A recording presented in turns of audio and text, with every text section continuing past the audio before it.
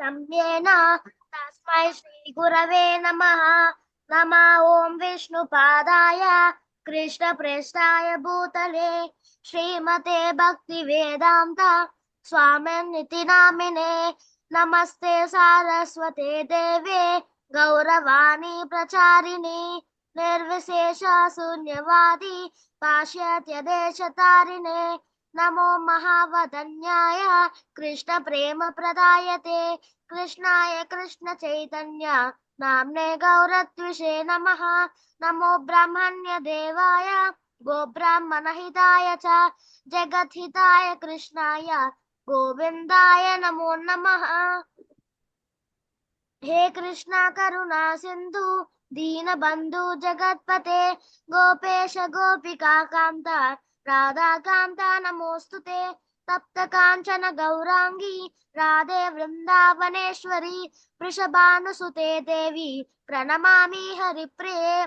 ओमुग्रं वीरं महाविष्णुं जलं तं सर्वतोमुखं नरसिंहं भीषणं भद्रं मृत्योर्मृत्युं नमाम्यहम्।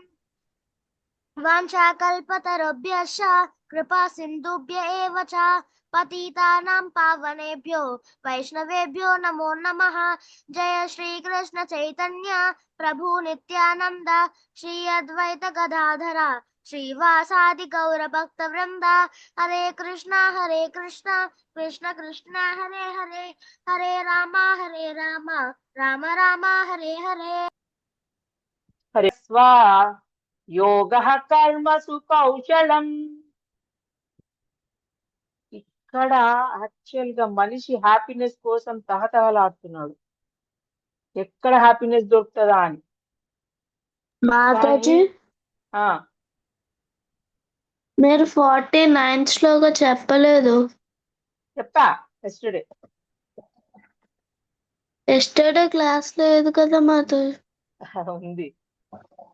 ఎస్టర్డే క్లాస్ లో చెప్పలేదు, ఎస్టర్డే ముందు చెప్పినట్టున్నా కదా, రివార్డ్స్ కోసం మనిషి చూడొద్దు అని చెప్పాను కదా. 2.49 చెప్పింది మాతాజీ. నేను చెప్పాను, రివార్డ్స్ కోసం చూడొద్దు ఎప్పుడు కూడా. రివార్డ్స్ నాకు అది కావాలి ఇది కావాలి అని తాపత్రయపడద్దు. నాకు అవార్డ్స్ వస్తేనే పనిచేస్తూ ఉంటాడు వాడు. అలాంటి వాటి కోసం మనము తాపత్రయపడద్దు అని చెప్పాను నేను చక్కగా. మేబీ నువ్వు మిస్ అయి ఉంటావు నాన్న, maybe you are not there in that class. Mataji yesterday చెప్పిన ఇంకా సాటర్డే చెప్పిన శ్లోక రిపీట్ చేస్తారా మాతాజీ? నిన్న ఏం లేదు, నిన్న జస్ట్ మేము ఏంటి జస్ట్ మేము అందరి నుంచి మేము శ్లోకాస్ అంటే ఎలా చెప్తున్నారో టెస్టింగ్ చేసాం అంతే. యశ్వంత్, సండేస్ ప్రతి సండే అంతే ఉంటది. సాటర్డే కాలేదా నువ్వు? సాటర్డే మేబీ 49th శ్లోకా చెప్పాము, సో మిస్ అయినట్టున్నావు. రేపు మళ్ళీ ఒకసారి చెప్పుకుందాము, ఏం లేదు దాంట్లో, కానీ ఆ శ్లోక ఒకసారి మళ్ళీ చెప్పాలి మీరందరూ. అంటే కొందరు మిస్ అయినట్టున్నారు. యా, డెఫినెట్లీ చెప్పిస్తాను. 49th shloka is also very very very important. అంటే ఇంపార్టెంట్ అంటే అది మనకు దాని గురించి తెలియాలి. 49 శ్లోక కూడా ఏంటి అంటే రివార్డ్స్ కోసం చూస్తూ ఉంటారు మనుషులు చాలా మంది. నాకు అది వస్తేనే నేను అది ఆ పని చేస్తా. తల్లిదండ్రులు కూడా బ్రైబ్ చేస్తూ ఉంటారు. అరే నీకు ఇది ఇస్తా, ఈ చాక్లెట్ ఇస్తా, నువ్వు ఈ పని చెయ్యి, నువ్వు నేర్చుకోవాలి, నువ్వు ఫస్ట్ రావాలి, అలా చెప్తూ ఉంటారు.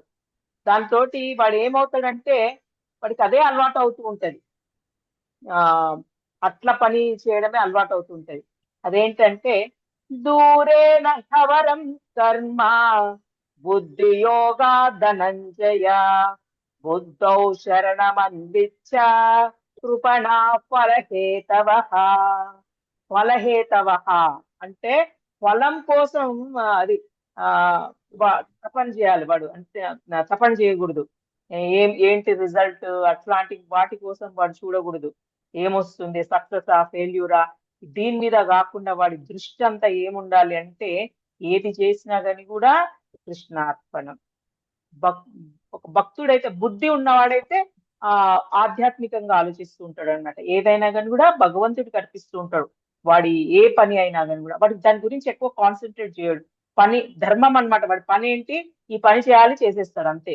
అంతేగాని ఆ రిజల్ట్ ఏంటి, ఫస్ట్ వస్తానా, నేను వాడు నా ఫ్రెండ్ ఒకడు ఉన్నాడు, వాడికంటే ఎక్కువ మార్కులు వస్తాయా, వాడి కాన్సన్ట్రేషన్ అంతా వాడి ఫ్రెండ్ మీద ఉంటూ ఉంటది అనమాట.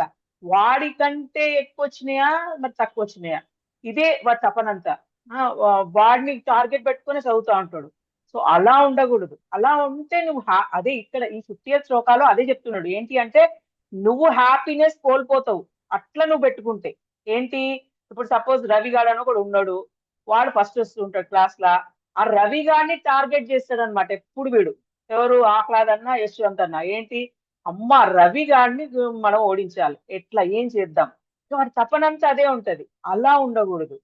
ఆ టార్గెట్ అట్లుండొద్దు. నీ టార్గెట్ నువ్వు ఎట్లుండాలి అని అంటే, నీ ధర్మము, నేను కరెక్ట్ గా చదవాలి, కరెక్ట్ గా చదివి ఏది పోర్షన్ ఇచ్చారో అది పర్ఫెక్ట్ గా ఉండాలి, పర్ఫెక్ట్ గా ఉండి దాన్ని నేను చక్కగా ఎగ్జామ్ లో పేర్ చేయాలి. నీ పని అంతే ఉండాలి, ఆలోచన అంతే ఉండాలి. అంతేగాని టీచర్ ను మెప్పు కోసమో, లేకపోతే అమ్మాయి ఇయ్యబోయే సైకిల్ కోసమో. సపోజ్ అమ్మాయి చెప్పింది అనుకో, అరే మాతాజీ నీకు సైకిల్ ఇస్తాను రా.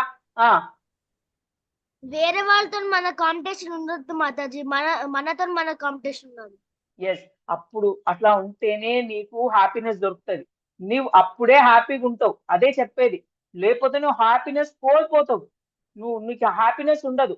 ఇప్పుడు స్కూటర్ మీద పోయేటోడు, వాడికి ఎప్పుడు ఏముంటది, తొక్కల స్కూటర్, ఎప్పుడు ఈ స్కూటర్, ఈ పిచ్చి స్కూటర్, అది ఇది అని తిట్టుకుంటూ ఉంటాడు.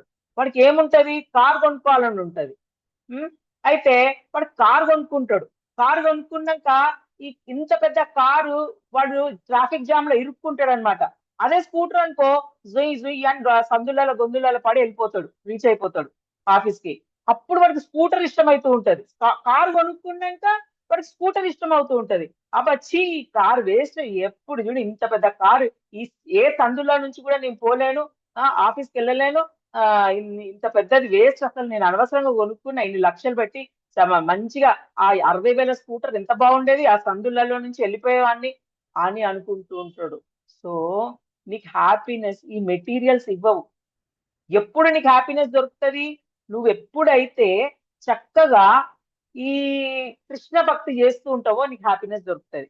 అది నువ్వు చేసినప్పుడే నీకు అర్థమవుతుంది ఎలా హ్యాపీనెస్ దొరుకుతుంది అంటే, you have to experience that. ఎలా అంటే ఇప్పుడు మోడీ గారిని నేను మొన్న ఒకటి మంచి ఇంట్రెస్టింగ్ మోడీ గారు చెప్పారు, ఒక టాపిక్ గురించి మాట్లాడారు. ఏంటి అంటే, ఆయన చిన్నప్పుడు ఆయన మామూలు షూస్, కాన్వాస్ షూస్ ఉంటది. మాకు అప్పుడు మా చిన్నప్పుడు ఆ వైట్ కాన్వాస్ షూస్ ఉండదు, బట్టతో చేసే షూ అన్నమాట. ఆ షూ మాకుండేది. అప్పుడు మోడీ వాళ్ళకి కూడా, అప్పుడు అంటే ఇంకా మాకంటే పెద్దవాళ్ళు కదా మోడీ గారు. సో ఆయనకు అప్పుడు కూడా అవి కాన్వాస్ షూస్ ఉండేవంట. సో ఆ షూస్ వేసుకుంటే ఇంకా చాలా అంటే చాలా గ్రేట్ గా ఫీల్ అయ్యే వాళ్ళంట అంతే. కానీ ఇవాళ రేపు ఆ షూస్ చాలా సింపుల్ కదా. అంటే great in the sense great అని కాదు, అంటే ఆ షూస్ చాలా వాళ్ళకి ఒక లెవెల్ ఇచ్చేదంట, చాలా ఒక హయ్యర్ లెవెల్ ఇచ్చేదంట ఆ షూస్ వేసుకుంటేనే. అంటే వాళ్ళు ఇంకొక చిన్న రూమ్ లో ఆ 6-7 ఉండేవాళ్ళంట, చిన్న రూమ్ లో. ఆ ఇప్పుడు ఆ చిన్న రూము 2 మనుషులే ఉంటున్నారంట ఇప్పుడు. కానీ అది కూడా పూర్ గా ఫీల్ అవుతున్నారంట, ఏం లేదు మాకు అన్నట్టుగా ఫీల్ అవుతున్నారంట.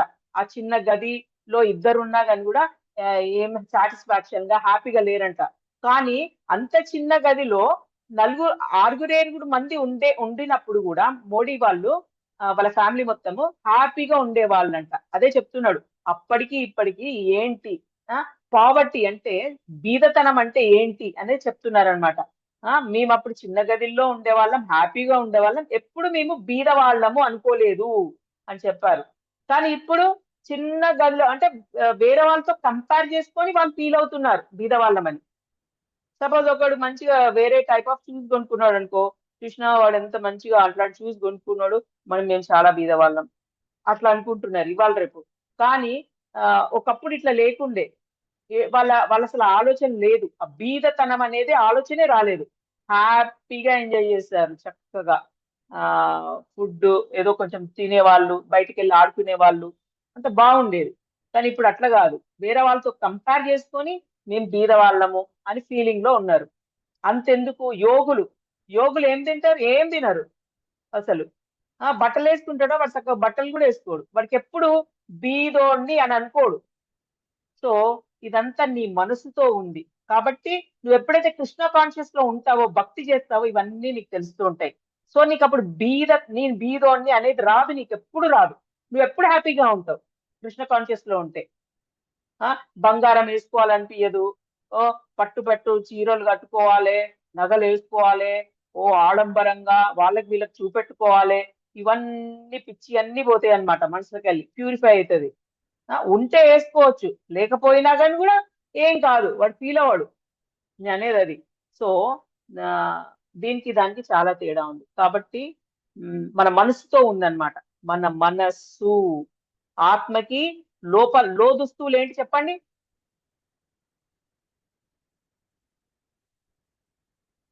మనస్సు, ఆత్మ యొక్క లోదుస్తువులు,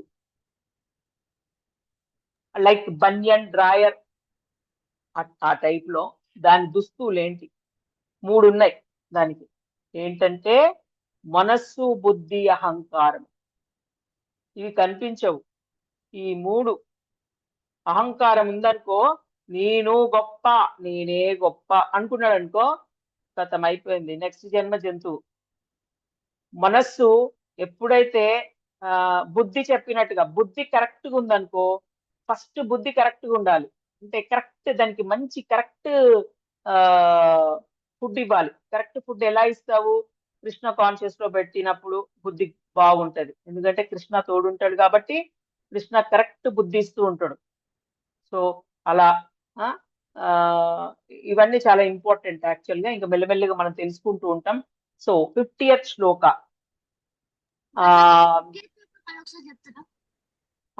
బుద్ధియుక్తో జహాతిహ ఉభే సుకృత దుష్కృతే తస్మాద్యోగాయ యుజ్యస్వ యోగః కర్మసు కౌశలం. దీత్య చెప్తుందంట. ఫస్ట్ దీత్య చెప్పమ్మా. బుద్ధియుక్తో జహాతిహ ఉభే సుకృత దుష్కృతే తస్మాత్ యోగాయ యుజ్యస్వ యోగః కర్మసు కౌశలం. Wonderful. Next. Okay, so 49th లో ఏం చెప్తున్నాడు? 49 శ్లోకాలో ఎవరైనా చెప్తారా? 49 శ్లోకాలో ఏం చెప్తున్నాడు? ఏ పనైనా ఫ్రూట్స్ కోసం డిసైడ్ చేసి చేయొద్దు మాతాజీ. మన పని మనం చేస్తున్నాము అని చేయాలి. ఎప్పుడైతే మనకు సక్సెస్ వస్తుందో అప్పుడు కృష్ణార్పణం చేయాలి. రైట్. సక్సెస్ వచ్చినా లాస్ వచ్చినా కృష్ణకే. లాస్ కూడా success or loss, whatever may be the result, just అనుకోవాలి కృష్ణార్పణం అంతే. అనుకొని ఏమనుకోవాలి? కృష్ణ ప్లాన్ వేరే ఉంది. నేను ఒకవేళ ఫెయిల్ అయ్యావు అనుకో, అప్పుడు కృష్ణ ప్లాన్ వేరే ఉండొచ్చు, నాతోటి ఇంకేదో అనుకుంటున్నాడు అని అనుకోవాలే గాని నాకు రాలేదు, నాకెందుకు రాలేదు అని దాని మీద నానా తల పీక్కొని ఇంకేదో కొందరైతే సూసైడ్లకు అట్లాంటి వాటికి పోకూడదు. అది తీసేయాలి. సూసైడ్ అనేది డిక్షనరీలో ఉండొద్దు, మీ డిక్షనరీలోనే ఉండొద్దు. సూసైడ్ అనేది మీ డిక్షనరీలో ఉండొద్దు, అంతే.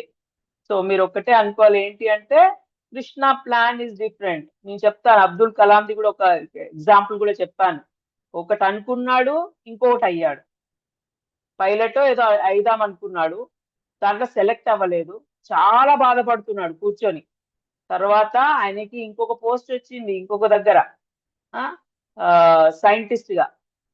ఇంకా అక్కడికి వెళ్ళిపోయాక అసలు అసలు చేంజ్ అయిపోయింది కదా, ఆయన లైఫే టర్న్ అయిపోయింది మొత్తం. సో కాబట్టి మనకి కృష్ణ చెప్పే ప్లాన్ వేరే ఉంటది. So you have to follow that, అంతే. కృష్ణ కాన్షియస్ లో ఉన్నవాడు ఎప్పుడు అలాగే ఫీల్ అవ్వాలి. కృష్ణ ప్లాన్ వేరే ఉంది, so he's taking me somewhere, so just follow him, అంతే. వెళ్ళిపోతూ ఉండాలి. నెక్స్ట్ 2.50లో ఇప్పుడు ఇవాళ చెప్పేది ఏం చెప్తున్నాడు? నీ హ్యాపీనెస్ ఎట్లా దేంట్లో ఉన్నదనేది చూసుకోవాలి. సపోజ్ ఉంగరం పోయిందనుకో బెడ్రూమ్ లో, బయట రోడ్ మీద వెతికితే దొరుకుతుందా? ఒక ఆమె ఇట్లనే వెతుకుతుందంట బయటకు వచ్చి, ఏందమ్మా ఎందుకు బయట వెతుకుతున్నావు అని అంటే, నా ఉంగరం పోయింది. ఎక్కడ పోగొట్టుకున్నావు అంటే బెడ్రూమ్ లో పోయింది. మరి బెడ్రూమ్ లో వెతకాలి కదా, ఇక్కడ ఎందుకు వెతుకుతున్నావు అని అంటే, బెడ్రూమ్ అంతా చీకటి ఉంది అందుకే నీ ఇక్కడ బయట వెతుకుతున్నా అన్నది. అంటే ఇక్కడ అలాగే మన ఇప్పుడు ప్రజెంట్ వరల్డ్ లో అందరు అట్లనే ఉన్నారు. అసలు హ్యాపీనెస్ ఎక్కడ వెతకాలో వాళ్ళకి తెలియట్లేదు, ఎక్కడ దొరుకుతుందో వాళ్ళకి తెలియట్లేదు. అది అంత పిచ్చి వాళ్ళు ఉన్నారు అనమాట. సో హ్యాపీనెస్ కోసం చాలా పిచ్చి పిచ్చి వేషాలు వేస్తున్నారు. ఏదో జుట్టులో హ్యాపీనెస్ ఉందని జుట్టు అంతా ఇరబోసుకొని తిరుగుతూ ఉంటారు. మంచి బంగారం వేసుకుంటే హ్యాపీనెస్ ఉంటుందని బంగారం వేసుకొని తిరుగుతూ ఉంటారు. లేకపోతే వేరే వాడు హ్యాపీనెస్ ఉన్నాడు, నేనే హ్యాపీగా లేను అనుకుంటూ ఉంటాడు. ఈ వరల్డ్ ఇల్యూషన్, ఇది మాయ. కాబట్టి నువ్వు ఎప్పుడైతే కృష్ణ కాన్షియస్ లోకి వస్తావో యాక్చువల్ హ్యాపీనెస్ ఏంటో తెలుస్తుంది అనమాట. ఇందులో కృష్ణ కాన్షియస్ లోకి పూర్తిగా రావాలంటే నువ్వేం చెప్పించాలి? హరే కృష్ణ మహామంత్రం. రైట్, అంతే. అది చెప్పిస్తే నీకు యాక్చువల్ హ్యాపీనెస్ మెల్లిగా తెలుస్తుంది. ఒకటేసారి తెలీదు, కొన్ని ఇయర్స్, అంటే ఒక 3 years అన్నా పడుతుంది. నువ్వు చెప్పించిన తర్వాత ఒక 3 years కి యాక్చువల్ ఏంటి, ట్రూత్ ఏంటి అనేది నీకు తెలుస్తూ ఉంటది. సో అందుకోసమే మీకు ఇప్పటి నుంచే పట్టమని చెప్తూ ఉంటా. చాంటింగ్ చేస్తూ ఉండాలి. ఏదో ఒక రోజు మీకు తెలియకుండానే మీకు బయట చూసే జనాలందరూ పిచ్చి వాళ్ళలా కనిపిస్తూ ఉంటారు అనమాట. పిచ్చోడా వీడు ఏంటి అసలు, వీడు ఏం చేస్తున్నాడు, మీకు అప్పుడు అర్థమవుతూ ఉంటది అనమాట. జనాలందరూ బయట వాళ్ళంతా పిచ్చోళ్ళలా కనిపిస్తూ ఉంటారు. యాక్చువల్ గా మీకు రియల్ హ్యాపీనెస్ తెలుస్తుంది అనమాట ఎందులో ఉందో. అప్పుడు మీరు పూర్తిగా హ్యాపీ సోల్ అన్నమాట మీరంతా. సో టైం కూడా అయిపోయింది. సో ఇప్పుడు ఏం చేయాలి? వాంఛాకల్పతరుభ్యశ్చ కృపాసింధుభ్య ఏవ చ పతితానాం పావనేభ్యో వైష్ణవేభ్యో నమో నమః. గ్రంథరాజ్ శ్రీమద్ భగవద్గీత की జై. శ్రీల ప్రభుపాదికి